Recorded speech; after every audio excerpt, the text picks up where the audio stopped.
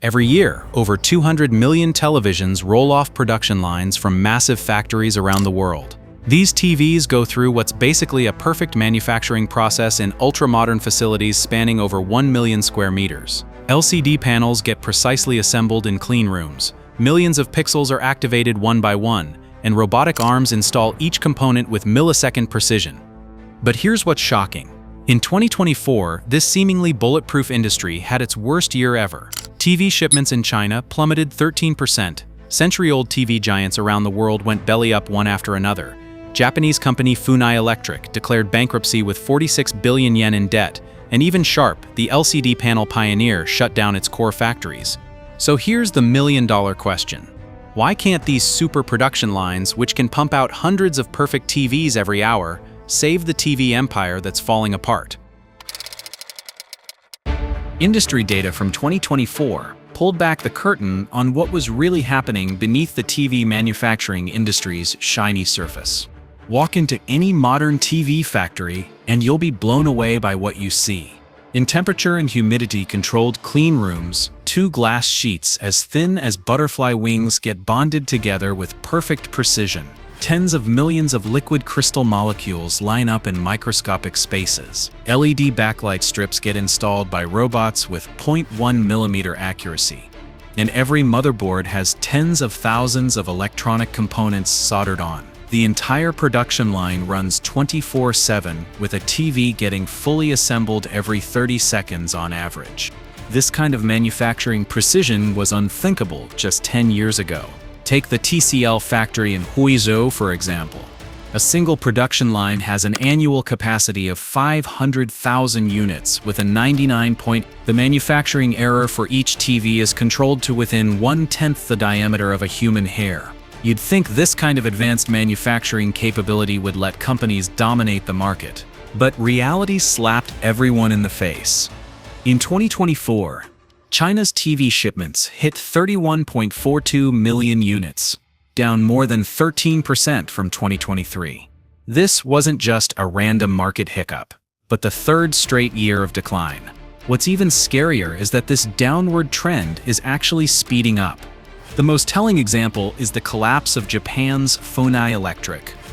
This company dominated the North American market with the Funai brand and was once a technology pioneer in LCD TVs. They had complete manufacturing DNA from sewing machines to televisions, and their production line automation was second to none in the industry.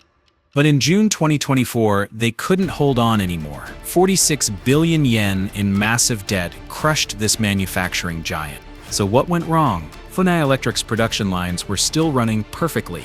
Their product quality was still solid, so why couldn't they sell their TVs anymore?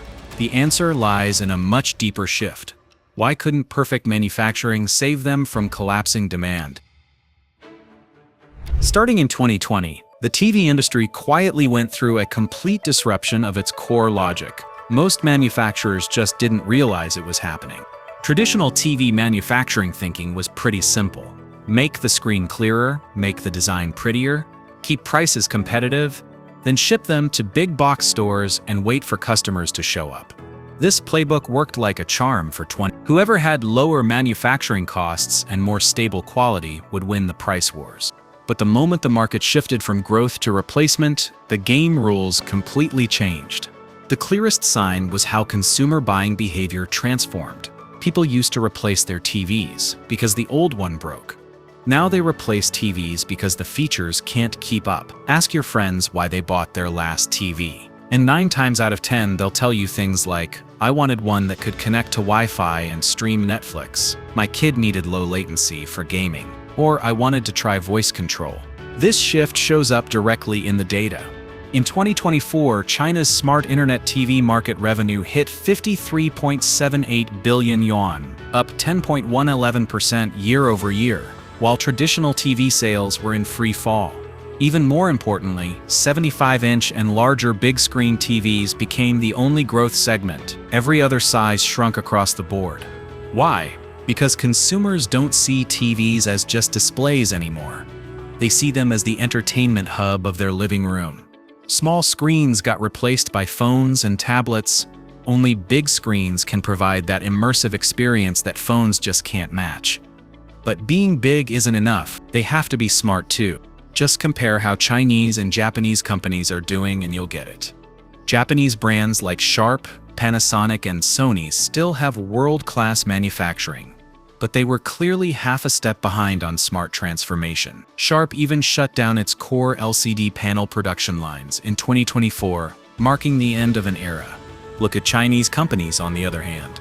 Brands like TCL, Hisense, and Xiaomi might have started later in traditional manufacturing, but they got a head start in building smart ecosystems. They don't just make high-quality hardware. More importantly, they can provide complete content ecosystems and AI interaction experiences. TCL's overseas shipments in 2024 even surpassed traditional Japanese and Korean brands. That would have been unthinkable 10 years ago.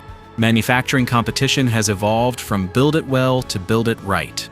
Companies still obsessing over production line efficiency and manufacturing costs have already lost at the starting line. But here's the question. Production lines can make perfect hardware, but who gets to define what future TVs should actually look like? For the entire TV manufacturing industry, 2025 is a make or break turning point. Traditional manufacturers suddenly realized that their production capabilities, which they were so proud of, had become their biggest burden. Imagine this. You spent billions building a super factory that can produce thousands of TVs every day, but the market tells you, we don't need this many dumb TVs anymore. It's like a brutal Darwinian experiment. Companies that only know how to make hardware are getting ruthlessly eliminated by the market. But companies that can handle both hardware manufacturing and software ecosystems are actually growing against the trend. The perfect example is the TCL transformation story. This company that started in Huizhou made a bold decision in 2024. They shifted 30% of their R&D resources from hardware manufacturing to AI algorithms and content ecosystems. They partnered deeply with platforms like Tencent Video and IKE to develop smart recommendation systems that can understand user viewing habits. What was the result? TCL's global market share actually went up in 2024, especially in high-end European and American markets. They even stole share from Samsung and LG. Hisense chose a different path. They bet big on display technology revolution, launching laser TVs and mini LED TVs while developing dedicated home theater systems. In 2024, Hisense's shipments of 75-inch and larger big screen TVs grew by over 40%, making them one of the few Chinese brands to achieve growth. But not every company has this kind of transformation capability. Xiaomi has natural advantages in smart ecosystems, but they still rely on contract manufacturers for high-end production. This gives them limited say in product differentiation. Skyworth and Konka have been wishy-washy during their transformation. They don't want to give up the comfort zone of traditional manufacturing, but they lack the technical strength to build new ecosystems. The data tells the whole story. In 2024, 75-inch and larger TVs became the only growth segment in the market, with shipments up nearly 30% year over year. But this growth was completely carved up by a handful of leading companies. Small and medium manufacturers barely got a piece of the pie. Market concentration is accelerating, with the top 5 brands controlling over 70% of market share. What's even more brutal is that this trend will keep getting worse in 2025. According to Omdia predictions, large display shipments will grow 2.9% in 2025. But almost all of that growth comes from 75-inch and larger smart big screens. Traditional sizes, especially products 55 inches and smaller, will face even bigger declines. This smart transformation gamble isn't a multiple choice question anymore. It's a survival question. Companies still on the fence might not even get a chance to compete in the next round. But here's the question: what kind of industry landscape will this transformation ultimately shake out?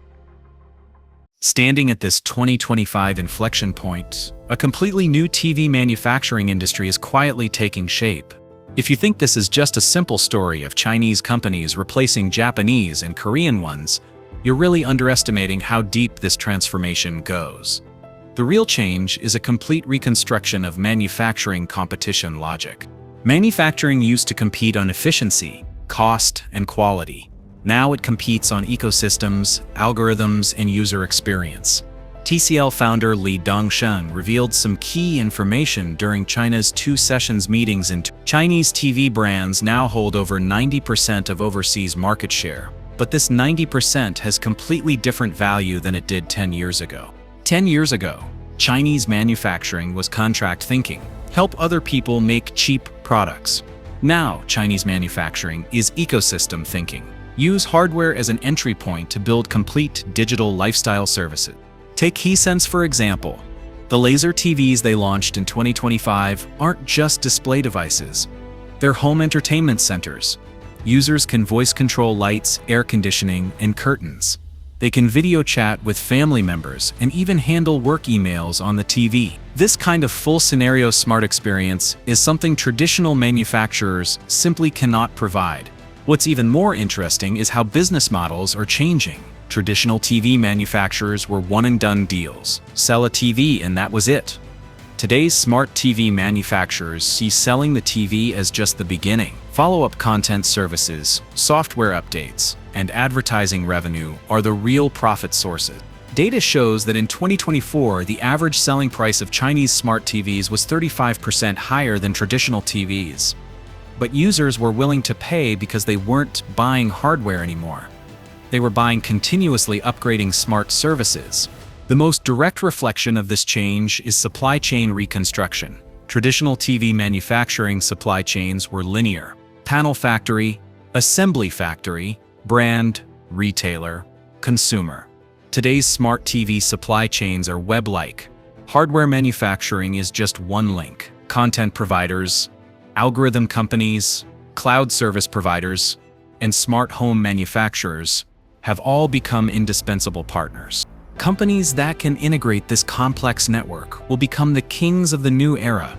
Companies still stuck in pure manufacturing thinking are destined to get marginalized. But this transformation is far from over.